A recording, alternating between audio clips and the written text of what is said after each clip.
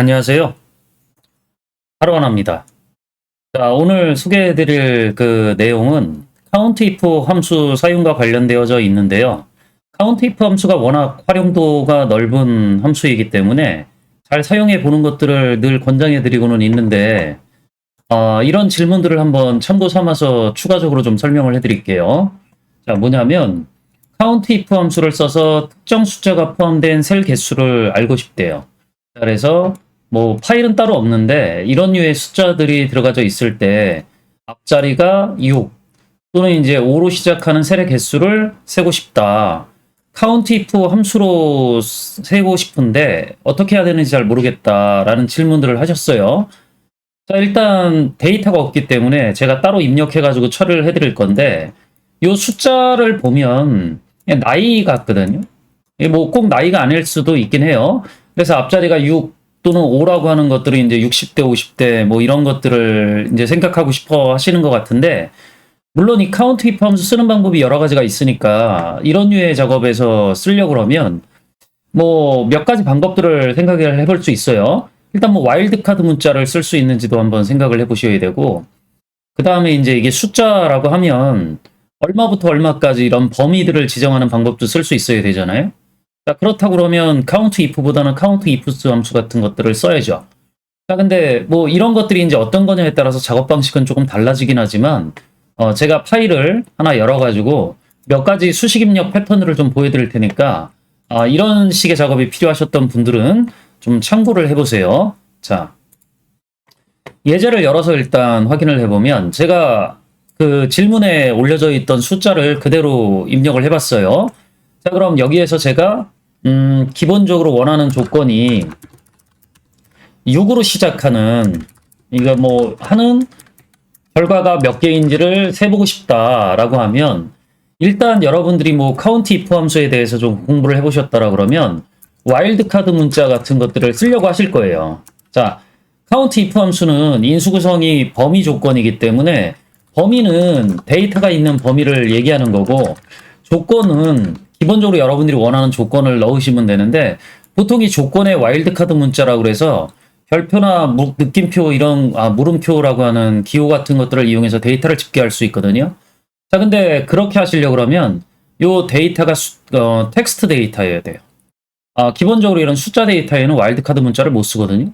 제가 무슨 얘기를 하는지를 한번 보여드리면, 일단 범위는 여기 나이가 입력된 범위를 선택을 해줘야 되고, 조건은 6으로 시작하는 거니까 보통 이제 6 해가지고 이렇게 물음표 적으면 뒤에 한 자리만 나와야 된다.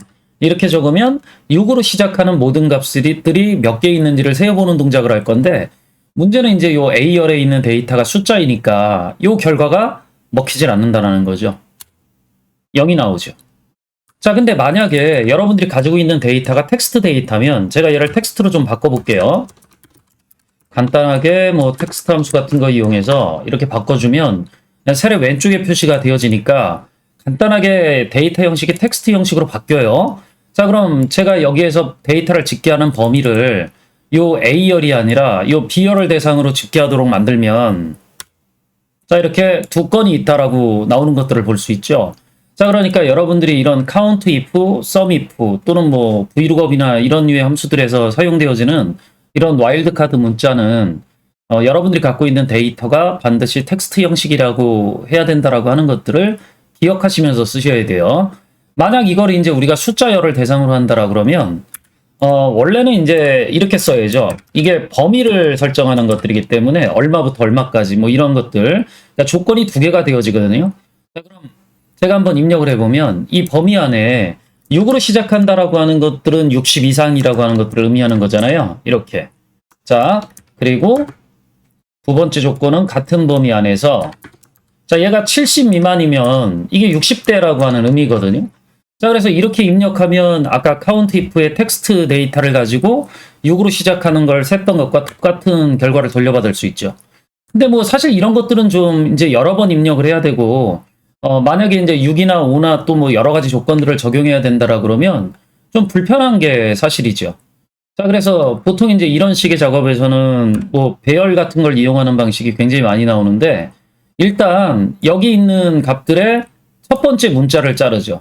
그럼 이제 이게 레프트 함수로 사용할 수 있는 것들이니까 레프트 함수를 이용해서 첫 번째 문자를 잘라달라고 얘기를 하면 되는데 보통 이제 이 레프트 함수의 num characters라고 하는 이 두 번째 인수는 생략할 수 있거든요. 생략할 수 있고 생략하면 1이라는 의미를 가지니까 그냥 이렇게 잘라버리면 얘가 바로 이렇게 첫 번째 문자들만 잘라가지고 반환해 주는 것들을 확인해 볼 수 있어요. 이게 6인지 알면 되는 거잖아요.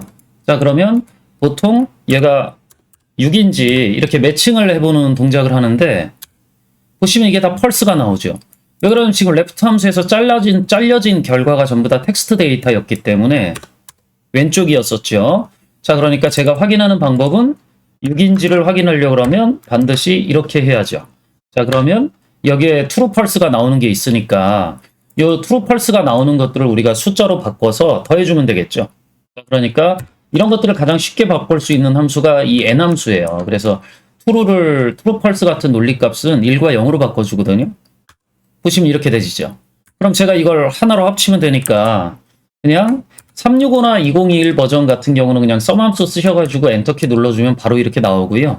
만약 이게 이제 2019 버전까지 이제 하위 버전 사용자들을 대상으로 해야 된다라 그러면 썸프로덕이라고 하는 자체적으로 배열을 사용할 수 있는 이 함수를 사용하라고 권장해 드릴 수 있죠. 자, 그래서 이렇게 하면 모두 이런 결과들을 돌려받을 수 있어요. 자, 지금까지 이제 제가 설명드렸던 것들은 전부 다 수식을 이용하는 방식인데 만약 이게 제가 지금 생각한 대로 나이라고 만약 한다라 그러면 이런 것들이 이제 6으로 시작하는 5로 시작하는 이런 게 이제 50대 60대 이런 것들을 의미하는 것들이니까 이런 식의 집계 결과를 원한다라고 하면 피벗 쓰는 게 맞는 거죠. 사실은. 간단하게 제가 피벗 테이블을 이용해서 프로필드라고 하는 기능을 이용해서 그렇게 50대 60대 이런 것들이 어떻게 묶여질 수 있는지를 한번 보여드려 보도록 할게요. 그럼 제가 범위 선택해서 삽입 피벗 테이블 명령 누르고 제가 원하는 결과 위치를 여기 반환되어지도록 만들어 볼게요. 자, 그러면 확인 눌러보면 피벗 테이블 보고서를 만들 수 있는 구조가 나오는데 열이 하나밖에 없으니까 나이밖에 안 나오죠. 물론 체크하면 이렇게 감 영역에 숫자가 더해지게 되는데 얘를 행 영역에 머리글 쪽으로 가져다 놓으면 이렇게 나이 데이터가 오름차순으로 정렬되어져 나와요. 자, 그럼 저는 얘를 10씩 묶어내는 동작을 하면 되는데 이럴 때 이제 그룹 필드라고 하는 기능을 이용하면 되거든요. 마우스 오른쪽 버튼 눌러서 여기 그룹이라고 하는 거 있으니까 클릭해주면 이렇게 그룹하라고 하는 대화 상자가 바로 떠요. 자, 그럼 이 상황에서 제가 단위가 10이니까 10씩 묶겠다라는 건데 이 시작값을 우리가 일정한 간격으로 만들려고 그러면 항상 0으로 출발해서 묶어내는 것들이 중요해요.